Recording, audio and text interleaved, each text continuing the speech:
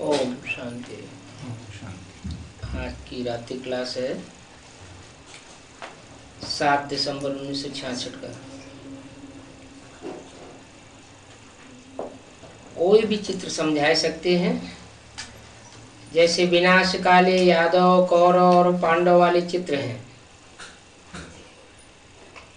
इस पर जाय समझावे कि भगवान वाच इस समय सृष्टि पर कौन कौन सी सेनाएं खड़ी हुई है। भगवान आकर बताते हैं कि सृष्टि पर कौन कौन सी सेनाएं खड़ी हुई है। 3 सेनाएं खड़ी हुई है, यादव कौरव और पांडव।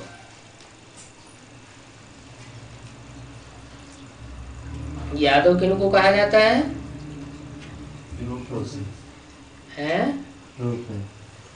जो भगवान को जानते भी नहीं है, मानते भी नहीं है, फिर उसके बताए हुए रास्ते पर चलने का तो सवाल ही पैदा नहीं होता।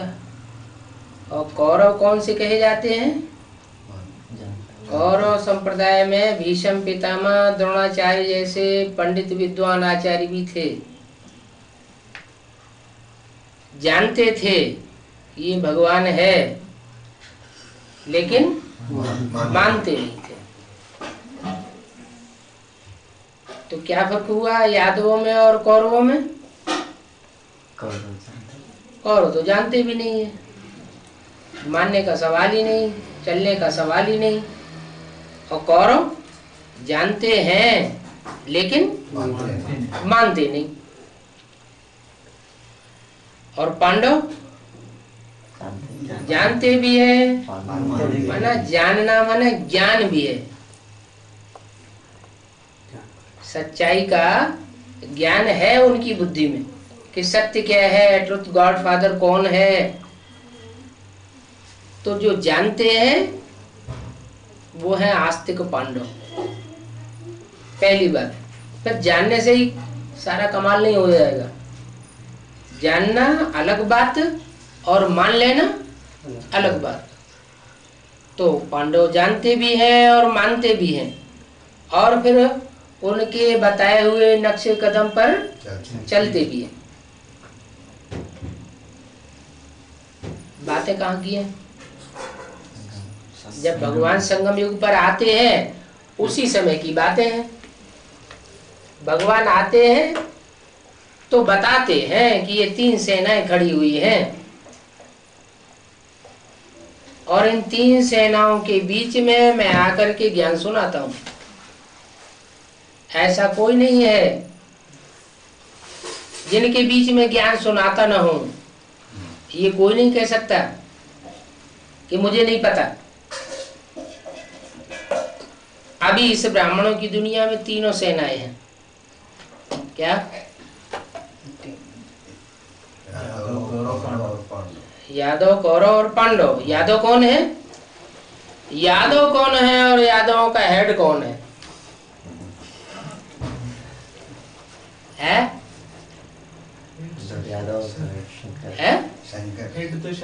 हेड तो शंकर है। जब यादवों का हेड शंकर है तो क्या वो किसी भगवान को साकार में मानता है?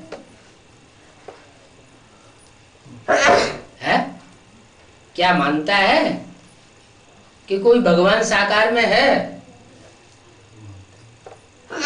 हेड को मानना। अच्छा, जानता है? हेड को मानना चाहिए ना। हेड यादवों का हेड है शंकर, और शंकर जो यादवों का हेड है वो ये जानता है कि भगवान इस सृष्टि पर एक व्यापी होकर के आया हुआ है। जानता है? जानता है? अच्छा, तो जानता होगा तो स्वीकार भी करता होगा? स्वीकार भी नहीं करता। फिर पता कैसे चले कि जानता है या कि नहीं जानता है? वो दुनियावी गुरु लोग होते हैं, वो भी कहते हैं ठसाके से शिवो हम, कहते हैं या नहीं कहते हैं? वो जानते नहीं है तो भी कहते हैं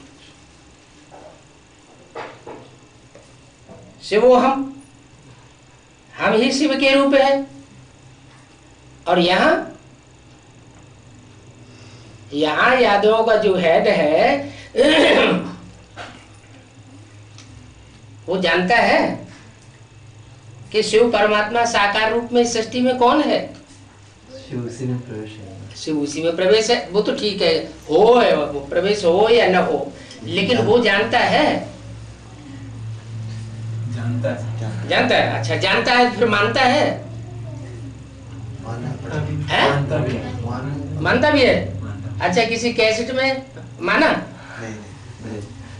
कि मेरे अंदर शिव बाबा है? अच्छा किसी लेटर, कोई लेटर तुम्हारे पास आया? ढेर सारे लेटर्स आते रहते हैं बच्चों के पास। उन बच्चों में से कोई बच्चा ये कहे कि मेरे पास एक लेटर आया, इस लेटर में स्वीकार किया कि ये भगवान का साकार रूप है? कोई ईमेल आया? कोई ईमेल में माना? अच्छा ईमेल में नहीं माना, कोई लेटर में भी नहीं माना, और लिटरेचर में भी नहीं माना, कोई अखबार में छपा हो वो भी नहीं माना, कहीं माना ही नहीं। और कहीं फोन ऑन आया कभी? किसी ने फोन आया हो तो फोन रिकॉर्ड भी कर लिया होगा तो माना? अरे मानेगा कहां से जब जानता ही नहीं है? अच्छा चलो यादवों के हेड की बात छोड़ दो, ब्रह्मा के तन में शिव बाबा आता था। मुरली में बोला ब्रह्मा के तन में मैं आता हूँ, क्या इनको पता चलता है नहीं कि मैं कब आता हूँ कब चला जाता हूँ? नहीं पता चलता, पता ही नहीं चलता है मैं कब आता हूँ और कब चला जाता हूँ। तो ब्रह्मा को भी पता नहीं चलता, लेकिन ब्रह्मा तो मानते थे क्या कि मेरे अंदर शिव बाबा आता है। ये क्या बात हुई? वो मानते थे लेकिन जानते थे क्या कि शिव बाबा कौन है?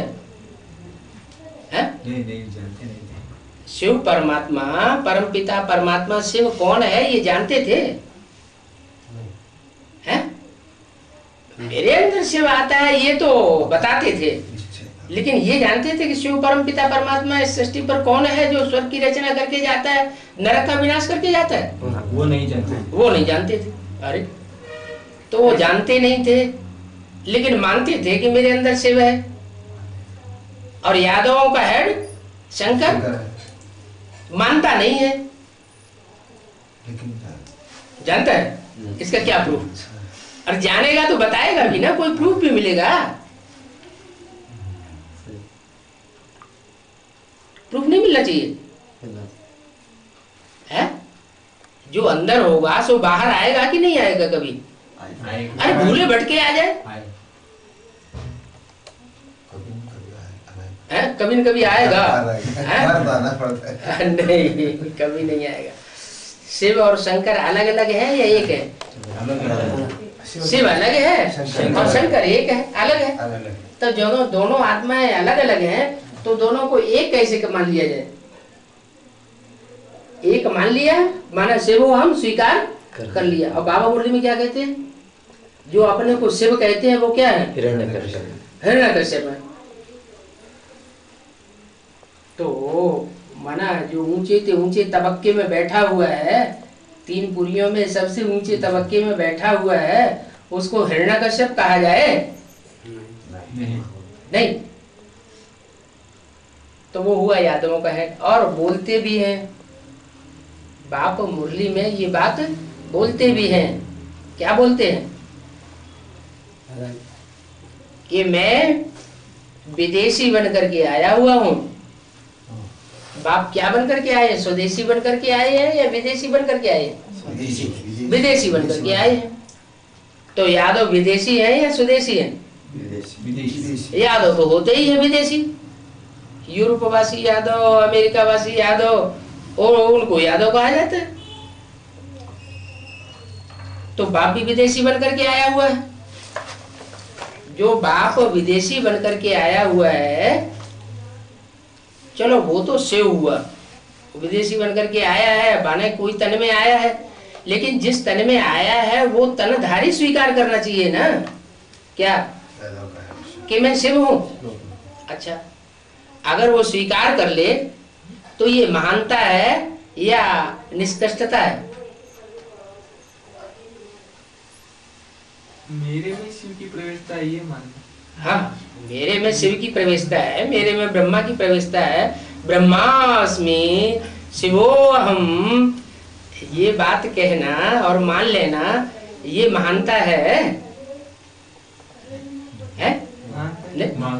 महानता तो नहीं।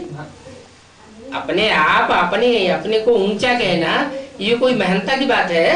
नहीं। अरे भगवान होगा तो भगवान को ये कहने की दरकार होगी कि मैं भगवान हूँ? है? भगवान को कहने की दरकार ही नहीं कि मैं भगवान हूँ। और जो उस ऊंचे से ऊंचे तबक्के पर नहीं होंगे और संसार के सामने ये प्रदर्शित करते हैं कि मैं ऊंचे से ऊंचा हूं, इसका मतलब वो है ही नहीं। थोथा चना बाजे गना, जो भरी हुई गगरी होती है वो छलकती नहीं, और जो खाली गगरी होती है, खाली कलश होता है तो छलकता जाता है। परमात्मा शिव जो उतना ऊंचे से ऊंचा पार्ट बजाने वाला, वो आकर के खुद क्यों कहेगा कि मैं शिव हूं?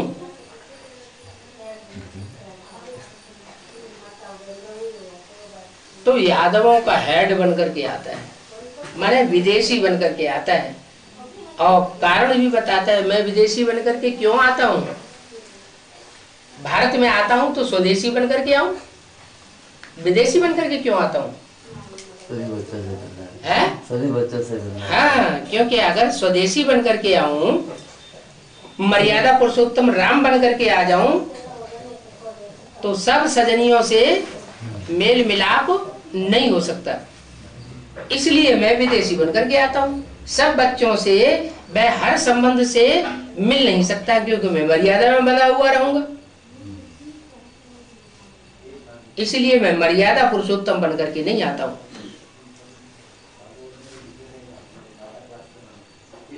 देवता बनकर के भी नहीं आता हूँ। देवता में प्रवेश होने के लिए नहीं आता हूँ, मैं तो पतित तन में आता हूँ। पतित में आकर के उस पतित को भी पावन बनाता हूँ। पतित से पतित कामी कांटे में आकर उसको बड़े से बड़ा कमल का फूल किंग फ्लावर बनाता हूँ। तो यादवों का हेड बनकर के आता है। महाभारत में क्या बनकर के आया था भगवान? क्या दिखाते हैं? यादवों का हेड था, कौरवों का हेड था, या पांडवों का हेड था? है? था तो पांडवों का हेड, लेकिन वास्तव में वो कंट्रोलर किसका था? पांडवों का हेड बनने से पहले वो किसका हेड था? यादवों का हेड। कृष्ण को भी तो यादवों का हेड कहा जाता है। यादवों का हेड ही था। यादवों का हेड ही अपने को प्रदर्शित करता है। अपने को भगवान स्वीकार करने की बात नहीं है ऊंचे से ऊंचा पाटधारी। और फिर वो सिर्फ यादवों का बाप है, कौरवों का बाप है, या पांडवों का बाप है? सबका बाप है? तो सबका बाप है। ऐसा तो इस सृष्टि पर कोई है ही नहीं मनुष्य मात्र जिसका वो बाप हो। वो तो सारी मनुष्य सृष्टि का बाप है। इसलिए बार बार मुरली में धड़ाके से बोलता है, बच्चे तुम्हारा बाप आया हुआ है। बाप आया हुआ का मतलब क्या हुआ? तुम बड़े से बड़े कौरव हो तो भी तुम्हारा बाप आया हुआ, तुम बड़े से बड़े पांडव हो तुम्हारा तो भी बाप आया हुआ, और तुम बड़े से बड़े यादव हो अपने को समझते हो, एटम बम फोड़ने वाले, तो भी तुम्हारा बाप आया हुआ। माना हर स्थिति में, हर परिस्थिति में वो तुम्हारे से बड़ा बनकर के आता है। बाप होता ही है बड़ा, बच्चे नंबरवार होते हैं, और बाप तो बाप ही होता है। तो यादव संप्रदाय का भी वो हेड है। जब सृष्टि का पतन होता है या पतन पने की शूटिंग होती है और बच्चे बहुत ही आतताई बन जाते हैं, करते कुछ भी नहीं है और चिल्लाते बहुत ज्यादा है। ऐसा कौन सा पक्षी होता है? कौवा। खाता है गंध और आवाज बहुत ज्यादा करता है। उसका नाम रख दिया है शास्त्रों में कौ। कौ माना कौआ, कौ माना कौआ और रब माना शोरगुल। जो कौओं की तरह बहुत शोरगुल मचाते हैं, करते धरते कुछ नहीं है, लेकिन भाषणबाजी बहुत करते हैं। मैं उनका भी बाप आया हूं। कैसे? शंकर के द्वारा रुद्रमाला का हेड का पार्ट बजाया जाता है ना। रुद्रमाला माने एडवांस पार्टी जब निकलती है तो पहले पहले कौन से रूप में प्रत्यक्ष होती है? इंस्पिरेटिंग पार्टी के रूप में प्रत्यक्ष होती है, या प्लानिंग पार्टी के रूप में प्रत्यक्ष होती है, या प्रैक्टिकल कार्य करने वाले के रूप में प्रत्यक्ष होती है? प्लानिंग पार्टी के रूप में प्रत्यक्ष होती है। तो प्लानिंग बहुत होती रहती है। जो प्लानिंग करने वाले हैं उन प्लानिंग करने वालों का हेड बन करके आता है। कितनी वाणियां हैं और कितनी वाणियों का क्लैरिफिकेशन होता है। ढेर सारी मुरलियां और ढेर सारी अव्यक्त वाणियां और उस सब का क्लैरिफिकेशन होता है। कितनी आवाज हो जाती है, बोल बहुत हो जाती है, और प्रैक्टिकल में कम क्या कुछ भी नहीं होता। तो किसका हेड हो गया है? तो वो कौरवों का भी हेड हो गया।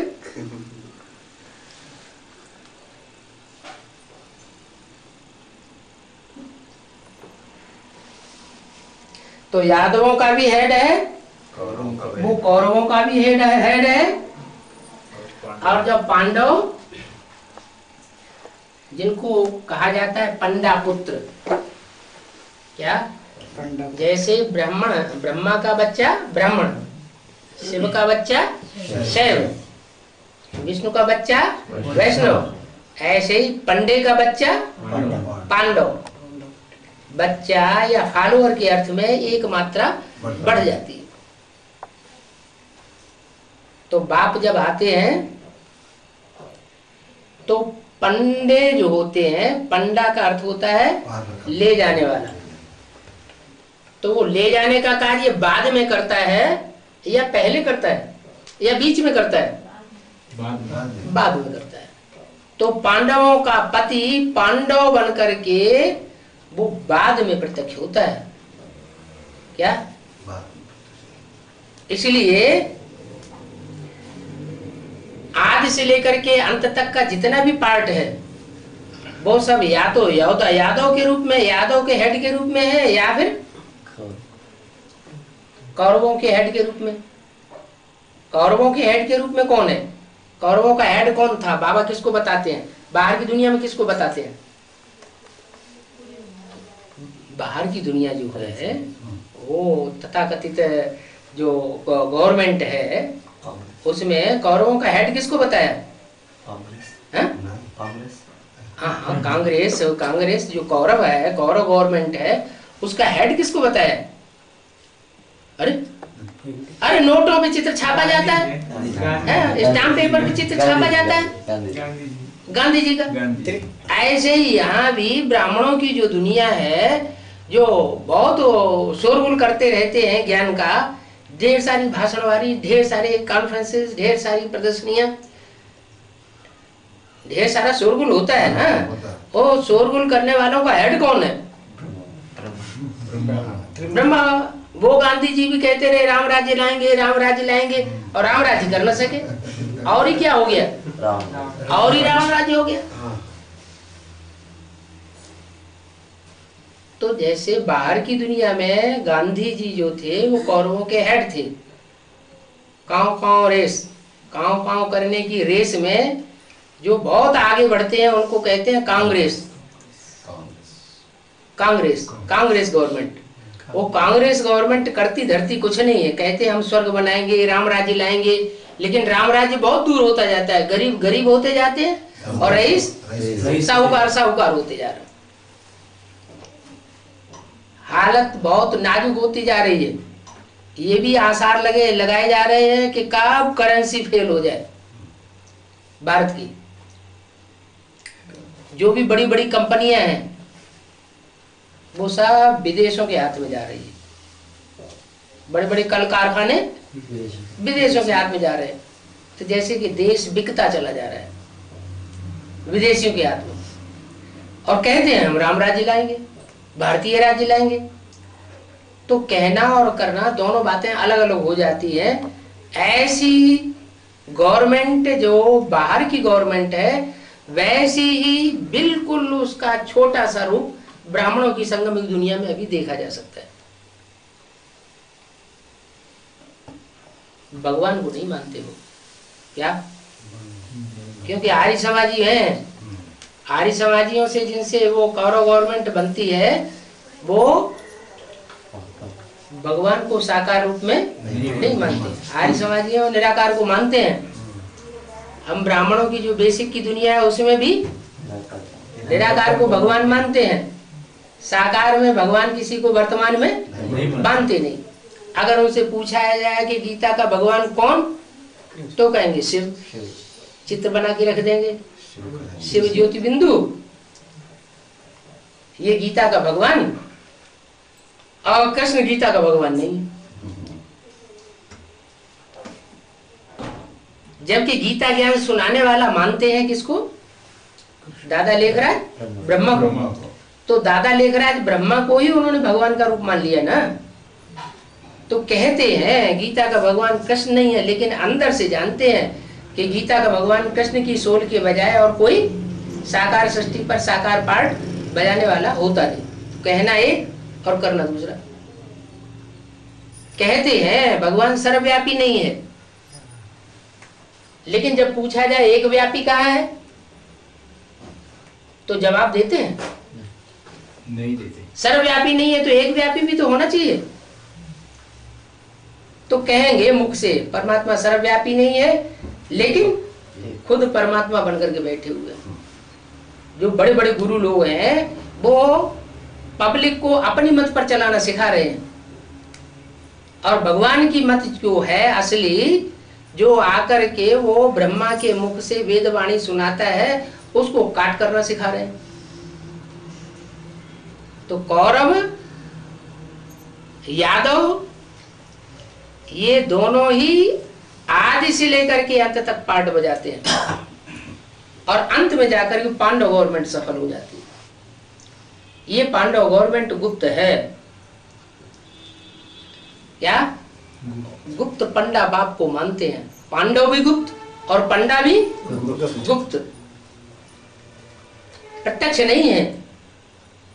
अब चूंकि पंडा को भी गुप्त रहना है, पांडवों को भी गुप्त रहना है, इसलिए अपने स्वरूप को कोई प्रत्यक्ष नहीं कर सकता। भगवान का जो पार्ट है वो भगवान अपने को क्यों कहेगा हम भगवान, नहीं तो प्रत्यक्ष हो जाएगा।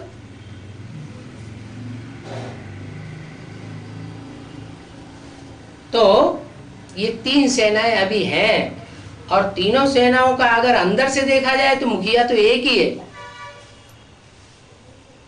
लेकिन प्रत्यक्ष नहीं है। दुनिया में सब मनुष्य मात्र का बीज कौन है? प्रजापिता। अच्छे से अच्छों का भी बीज है और बुरे से बुरों का भी बीज है। आखिर राक्षसों को क्या देवताएं सुधारेंगे? राक्षस देवताओं के द्वारा सुधरेंगे? नहीं। राक्षस कभी देवताओं के द्वारा नहीं सुधर सकते। क्यों? कारण क्या? विष से विष मारा जाता है और लोहे से लोहा काटा जाता है। तो जो राक्षसी वृत्तियां हैं वो देवताओं के द्वारा सुधार नहीं हो सकती। इसलिए भगवान कहते हैं कि न मैं देवता बन करके आता हूं, न ब्राह्मण बनता हूं, मेरे को साधु नहीं कहा जा सकता। मैं साधु संत बन करके नहीं आता हूं। मेरा टाइटल तुम बच्चों के टाइटल से अलग है।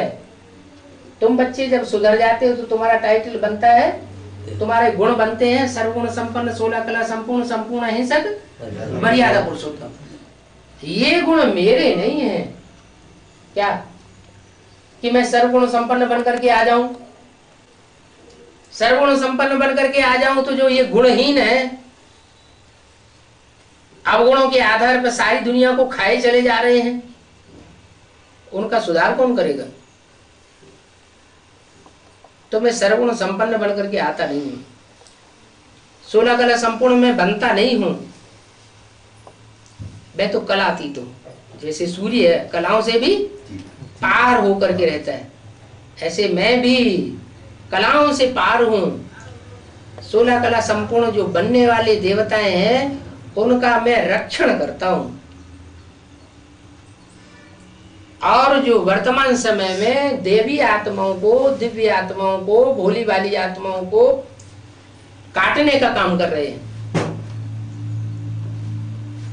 ध्वंस करने का काम कर रहे हैं, अति मचा रहे हैं,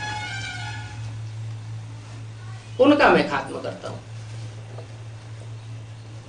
संवर्धन करता हूं साधु स्वभाव वालों का, और मर्दन करता हूं राक्षसी स्वभाव वालों का।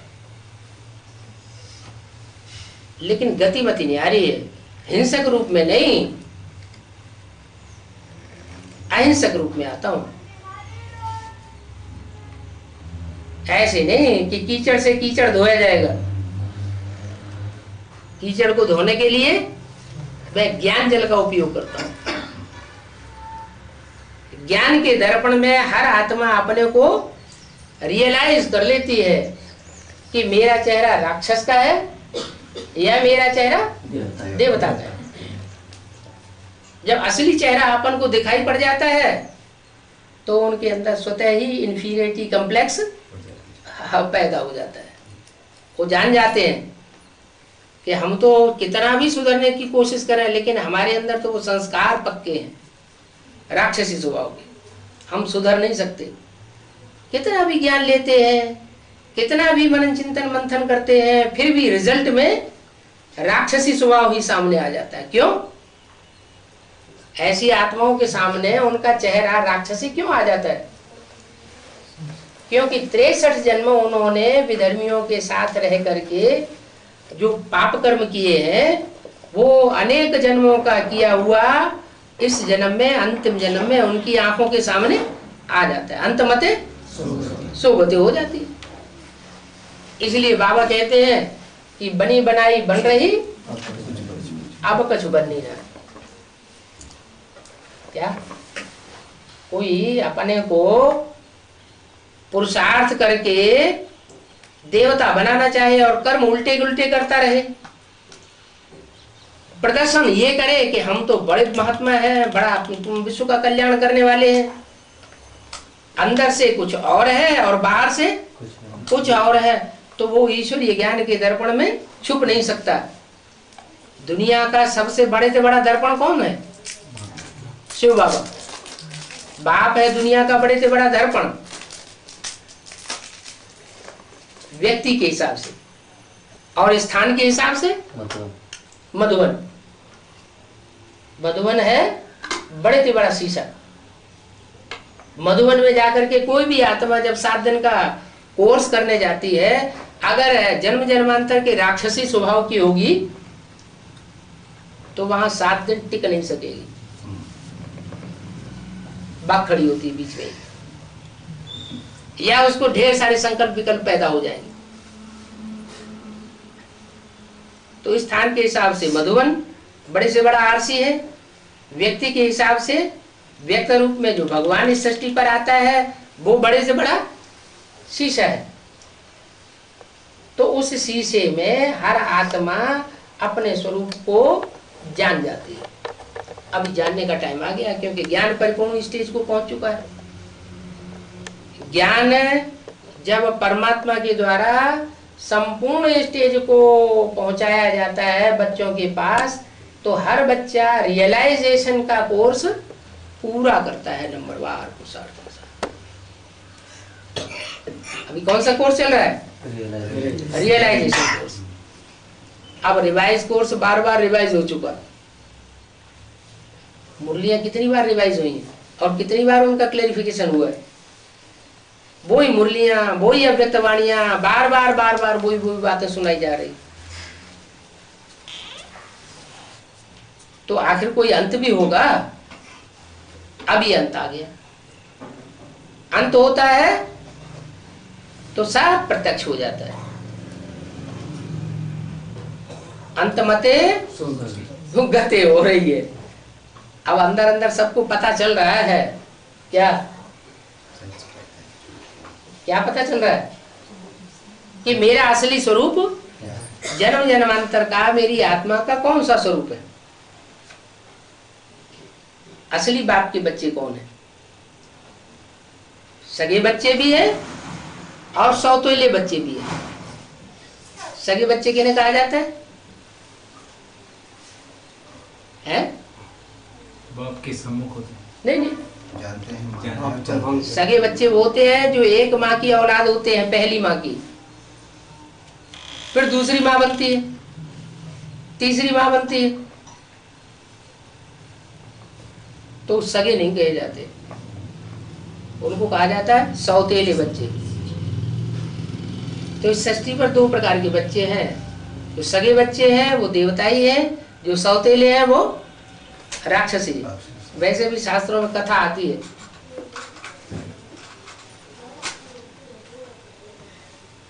कि कश्यप ऋषि जो ब्रह्मा की कोटि के थे, उनके दो पत्नियां थी, दिति और अदिति। दिति से दैत्य पैदा हुए और अदिति से राक्षस पैदा हुए।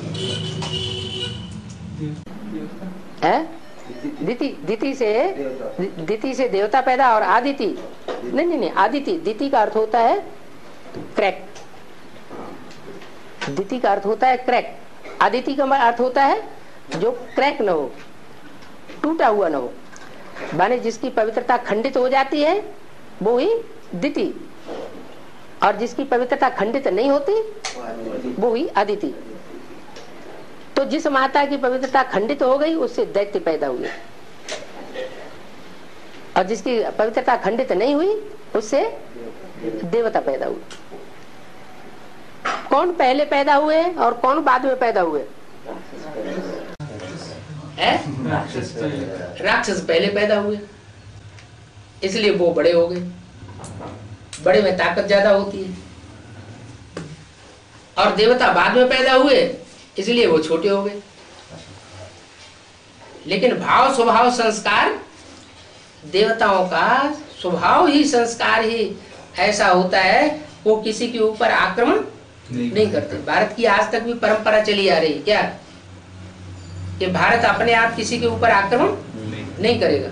और दूसरे देशों की परंपरा क्या चली आ रही? आक्रमण करो और विस्तारवादी बनो, अपना राज्य बढ़ाओ। तो देवताएं हैं भारतवासी और असुर हैं सब विदेशी। देश के विपरीत, विमाना विपरीत स्वभाव संस्कार वाले। देशी माने देश के विपरीत स्वभाव संस्कार वाले क्या हुए?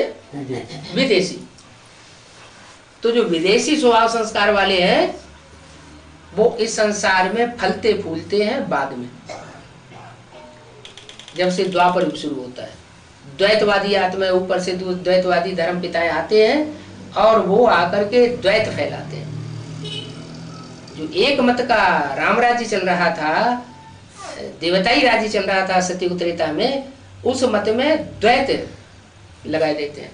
दो मत हैं अपनी लगाए देते हैं। उन दो मतों के कारण फ्रिक्शन पड़ता है। धर्म में भी फ्रिक्शन पड़ता है, राज्य में भी फ्रिक्शन पड़ता है, मतों में भी फ्रिक्शन पड़ता है, अनेक प्रकार की जातियां फ्रिक्शन में पैदा हो जाती हैं। वो सब आपस में टकराते हैं और टकराने के कारण सारी दुनिया में कलह, कलेश, अशांति बढ़ती चली जाती है और दुख भागता चला जाता है। अति का जब टाइम होता है तब परमात्मा आता है अति का अंत करने के लिए।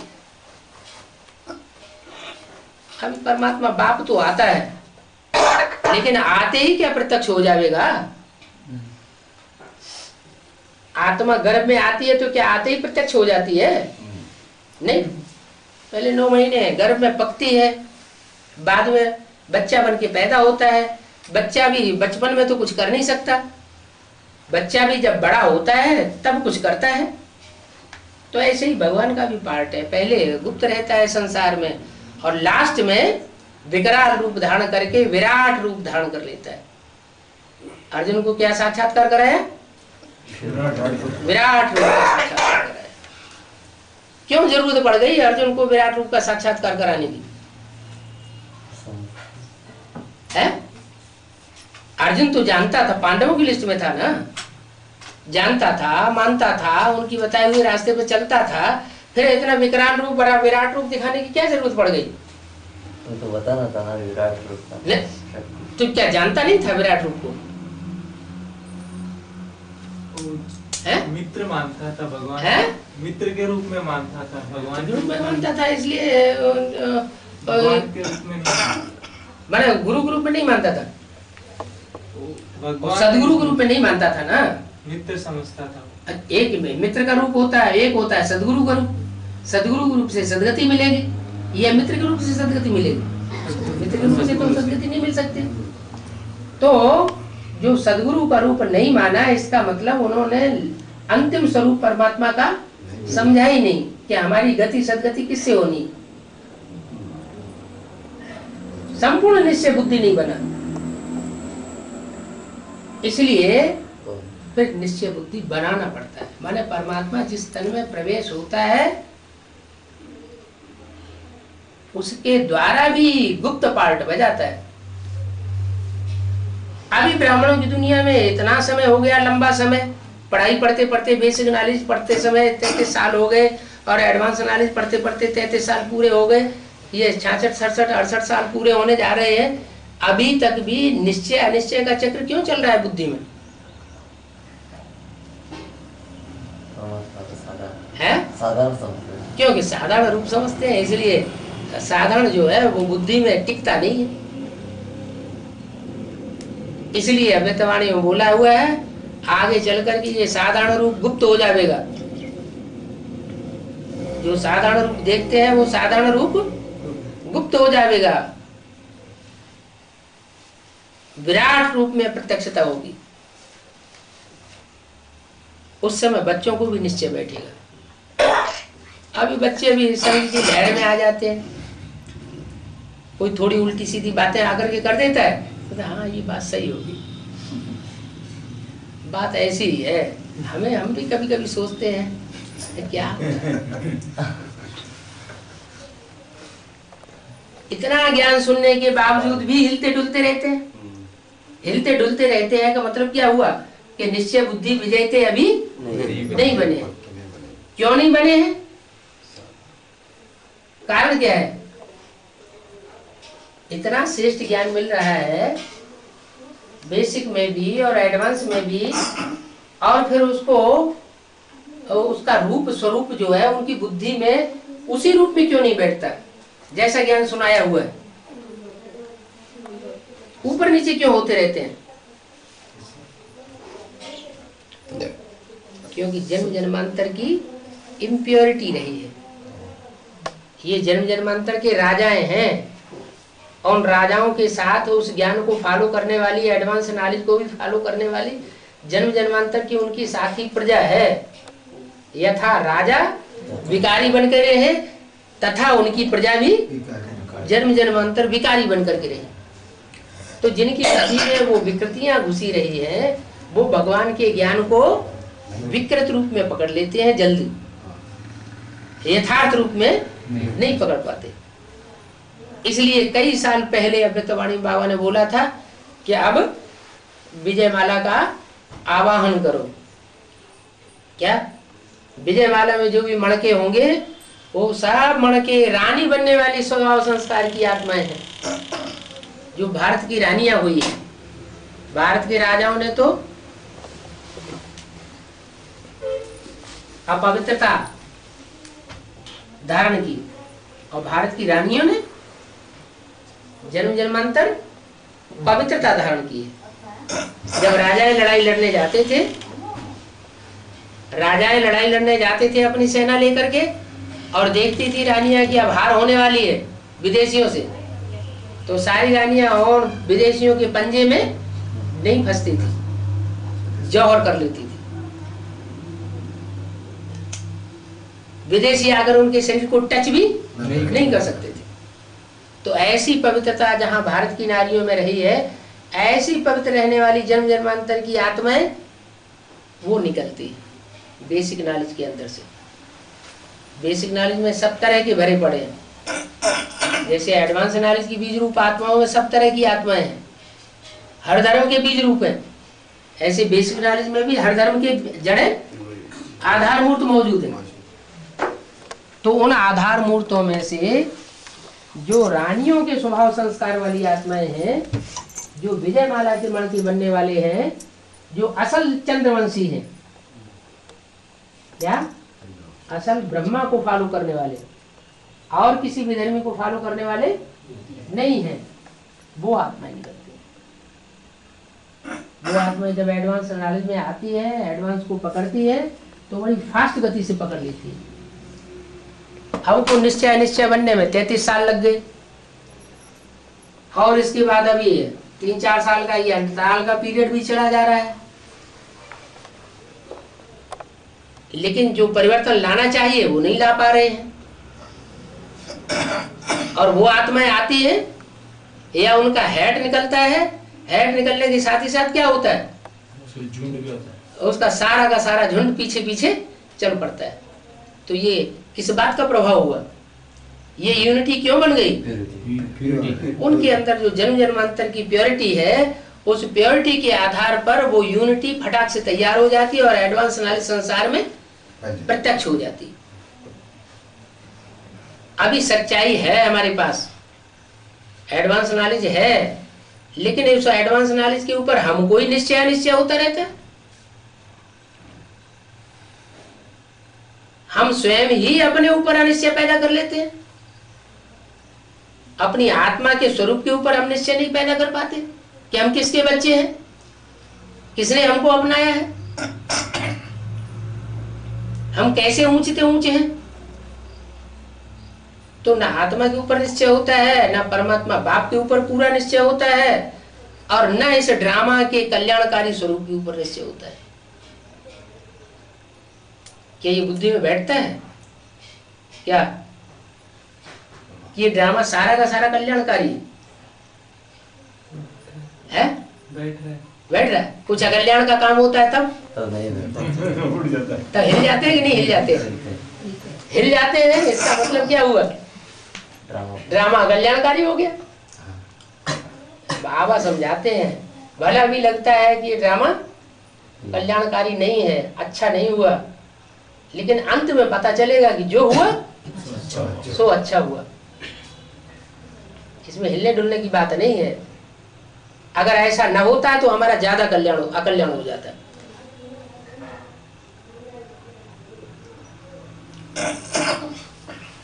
तो ये जो 3 सेनाएं खड़ी हुई है इस समय, इन तीनों सेनाओं में अपने को देखना है हम किस सेना के बीच में खड़े हुए हैं। ऐसा तो नहीं कि तीनों सेनाओं के गुण संस्कार स्वभाव संस्कार हमारे अंदर भी भरे हुए हैं। हमें जाना कहाँ है? पांडवों के साथ। हमें तो पांडवपति के पास पहुंचना है ना। अब भले पांडवपति पांडव बन करके, पांडवों का बाप बन करके प्रत्यक्ष नहीं हुआ है, नहीं प्रत्यक्ष हुआ है, लेकिन हम जानते तो हैं कि यही पांडवपति है।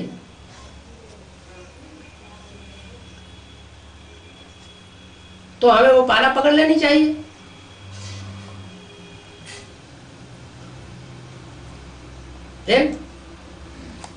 फिर ऊपर नीचे क्यों होते रहते हैं? अनिश्चय बुद्धि विनश्यते। हमारा तन का विनाश नहीं होना है, आत्मा का विनाश नहीं होता है, लेकिन हमारे पद का विनाश होता जाता है। परिपक्व निश्चय न बैठने की वजह से हमारा मन का नीचे उतरता चला जा रहा है। कितने लंबे समय से कहते चले आ रहे हैं, अमृत वेला सुधारा तो सब सुधर जाएगा। अब एक एक से पूछा जाए अमृत वेला सुधरा है? क्या बात हो जाती है? कुछ नहीं होता। फिर जब कुछ भी नहीं हो रहा है तो अमृत वेला सुधर जाना चाहिए।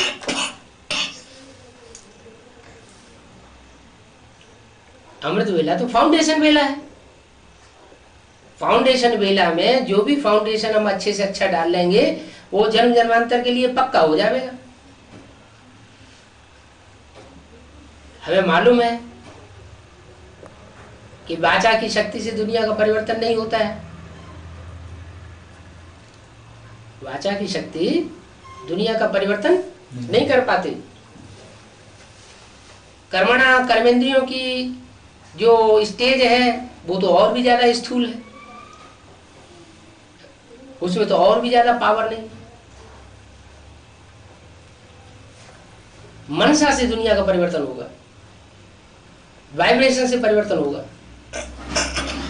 और वाइब्रेशन का परिवर्तन करने के लिए बहुत जरूरी है कि हमारी मनसा एकाग्र होनी चाहिए।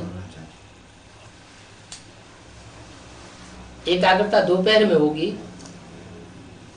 शाम को होगी, रात में होगी, या अमृत वेले मजबूत होगी?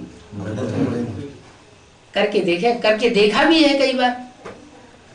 जिस दिन अमृत वेला बढ़िया हो जाता है, आत्मिक स्थिति पक्की हो जाती है, तो सारा दिन हल्का हल्कापन महसूस होता है। क्यों? क्यों? फाउंडेशन बढ़िया बढ़ गया।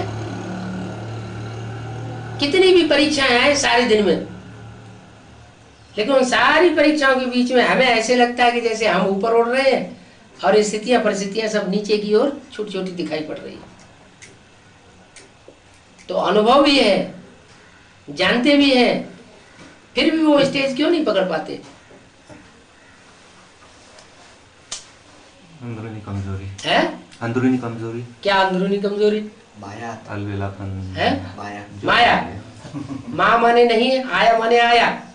ना आई होती तो ज्यादा अच्छा था। है? भगवान की पत्नी के रूप में है माया भी। मायापति कहा जाता है, लक्ष्मीपति कहा जाता है, सीतापति कहा जाता है, पार्वती पति कहा जाता है।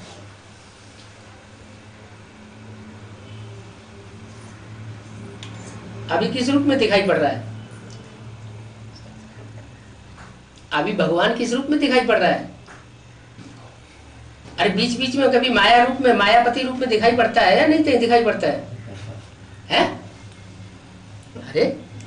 अरे भगवान अभी कभी कभी मायापति के रूप में दिखाई पड़ता है या नहीं पड़ता है? हैं? अरे ना हाँ कहेंगे ना कहेंगे, देखो तो है मायापति के रूप में दिखाई पड़ता है, तो बस माया तुम्हारी अम्मा हो गई। अगर भगवान मायापति के रूप में दिखाई पड़ता है तो माया तुम्हारी अम्मा हो गई, और बाप मायापति हो गया, तो बच्चे कैसे पैदा होंगे? माया भी बच्चे पैदा होंगे। फिर कहते हैं हमारा अमृत वेला नहीं सुधरता। तो ये बात ऐसे ही हो गई जैसे बाबा ब्रह्मा बाबा की गोद में बच्चे जाते थे तो बाबा कहते किसकी याद में आए हो? अगर शिव बाबा की याद में आए हैं ब्रह्मा बाबा की गोद में तब तो ठीक है। अगर ऐसे समझते हैं ब्रह्मा की गोद में आए हैं तो रिजल्ट क्या होगा? हैं? अगर ब्रह्मा की गोद में आए हैं तो कल्याण नहीं नहीं हो सकता। ऐसे यहाँ भी है, अगर जो भगवान का स्वरूप है वही मायापति के रूप में दिखाई पड़ता है तो हम मायापति के बच्चे होंगे, फिर हमारा कल्याण नहीं हो सकता। क्योंकि माया कौन से युग से आती है? द्वापर युग से आती है। सत्युग और त्रेता में माया नहीं होती है। द्वापर युग से जो माया आती है, इसका मतलब है हम द्वापर युग से मायावियों के संपर्क संसर्ग में आने के आदि हो गए। तो अभी चाहे तो हम परिवर्तन कर सकते हैं क्या? ये हमारे हाथ में है, हमारी तकदीर हमारी मुट्ठी में है। दूसरे का किसी का दोष नहीं है।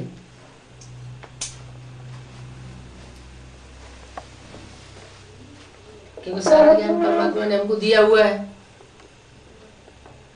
जो ज्ञान दिया हुआ है उसका सही रूप में हम अनुपालन नहीं कर पा रहे हैं। कोई कहे ऐसे भी कहते हैं, अच्छा भगवान बाप आया हुआ है तो भगवान बाप ही आकर, भगवान तो सब कुछ कर सकता है, वो हमारी बुद्धि को चेंज क्यों नहीं कर देता? हमारे अंदर ऐसे उल्टे पलटे संकल्प क्यों आते हैं? भगवान हमारी बुद्धि को चेंज कर दे। अच्छा भगवान सबकी बुद्धि को चेंज कर दे या एक की बुद्धि को चेंज कर दे? एक दो चार की बुद्धि को चेंज करे? न सबकी बुद्धि को चेंज करेगा, छूमंत्र काली करेगा, न एक की बुद्धि के साथ छूमंत्र काली करेगा। वो पार्शियलिटी करता ही नहीं, वो पक्षपाती है ही नहीं। वो तो एक तरीका बता देता है, उस तरीके के आधार पर जो चलेंगे, उस मेथड को जो अपनाएंगे, उनका कल्याण होगा। मन के संकल्पों को कंट्रोल करना न करना ये हमारे ऊपर है। बुद्धि हमको मिली हुई है, बुद्धि के आधार पर राइट क्या है, रंग क्या है, राइट को अपना लें और रंग को छोड़ दें। लेकिन अलबेलापन आ जाता है। ये अलबेलापन किसकी औलाद है? नहीं, माया तो वार करती है ज्ञानी के ऊपर।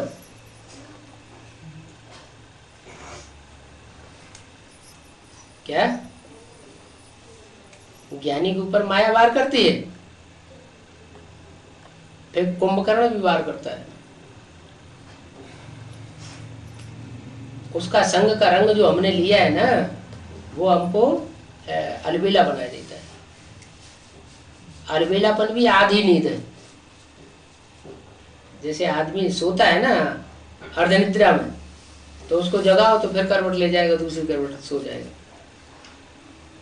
तो ऐसे अलबेलापन भी आधी नींद है।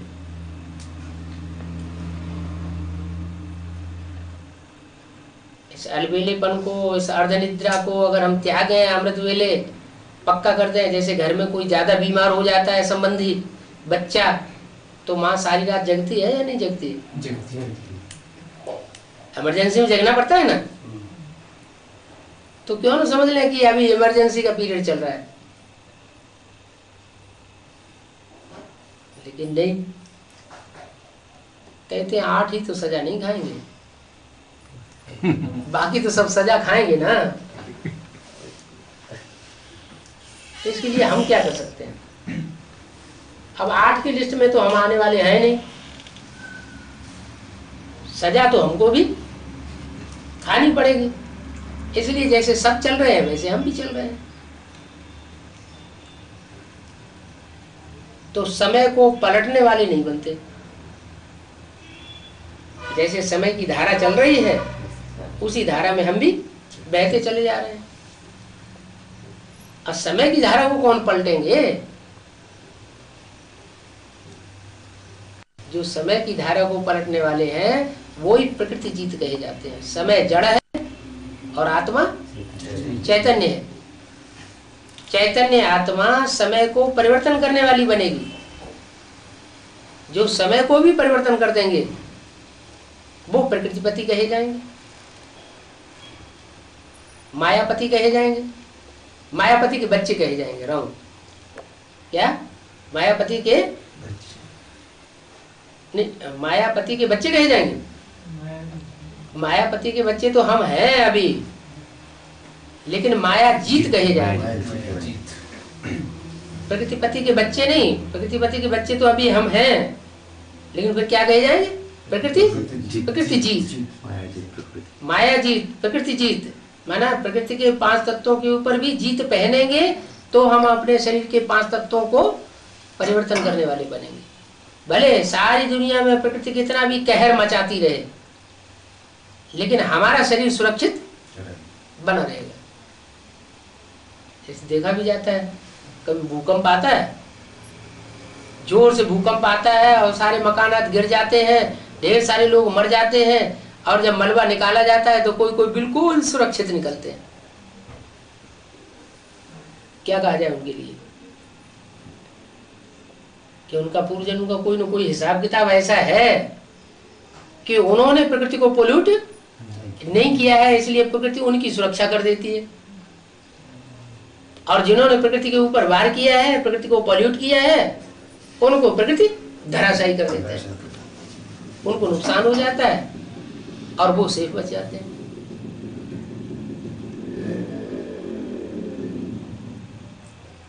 तो है तो सब बनी बनाई बन रही, अब कुछ बननी ना है। लेकिन इस बात को लेकर के हम ये थोड़ी कह सकते हैं कि हमारी ऐसी ही बनने वाली गति थी। ज्ञान के आधार पर जो कुछ हुआ है पास्ट में, वो हमें पता थोड़ा ही है। 5000 साल में क्या हुआ है वो हमें पता है? नहीं पता है।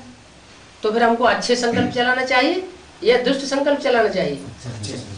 अच्छे से अच्छे संकल्प चलाना चाहिए। लेकिन अच्छे संकल्प चलते क्यों नहीं? निगेटिव संकल्प क्यों चल पड़ते हैं?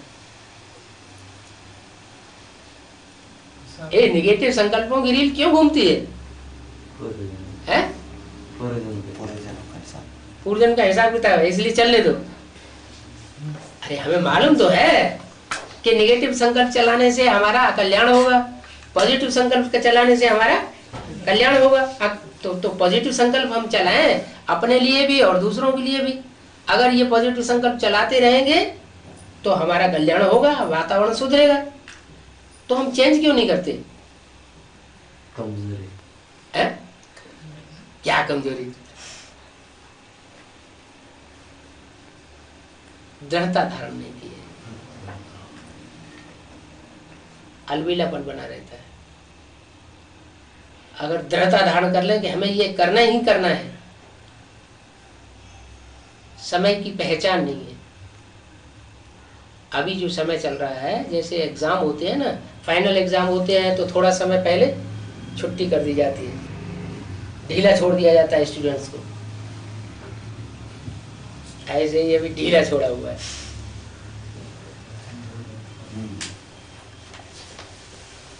फुर्त बुद्धि होंगे तो ज्यादा से ज्यादा सेवा करके, ज्यादा से ज्यादा मन चिंतन मंथन करके, ज्यादा से ज्यादा स्टडी करके और आगे नंबर ले जाते हैं। दौड़ में भी ऐसे ही होता है।